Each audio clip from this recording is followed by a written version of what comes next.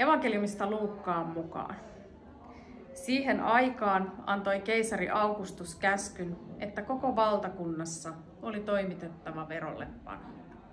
Se oli ensimmäinen verollepano ja sattui siihen aikaan, kun se Kyrenius oli Syyria maaherra virassa.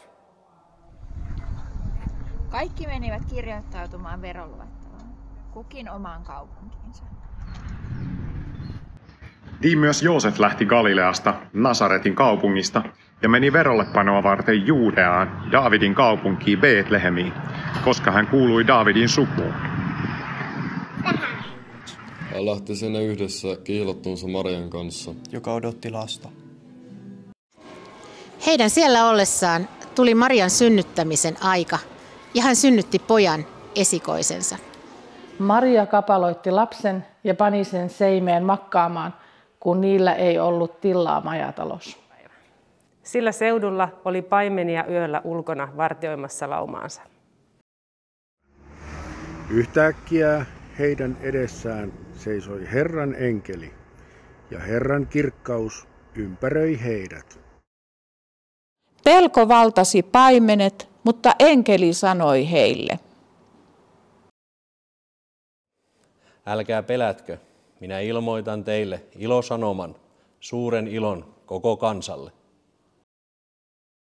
Tänään on teille Daavidin kaupungissa syntynyt vapahtaja. Hän on Kristus, Herra. Tämä on merkkinä teille. Te löydätte lapsen, joka makaa kapaloituna seimessä.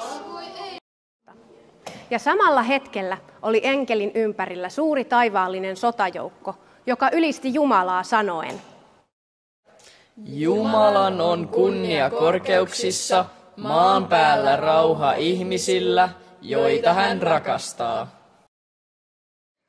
Kun enkelit olivat menneet takaisin taivaaseen, paimenet sanoivat toisilleen: Nyt Betlehemin. Siellä me näemme sen, mikä on tapahtunut, sen, minkä Herra meille ilmoitti.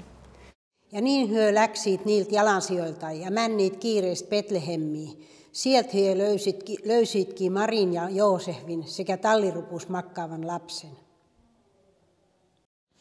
Tämän nähdessään he kertoivat, mitä heille oli lapsesta sanottu.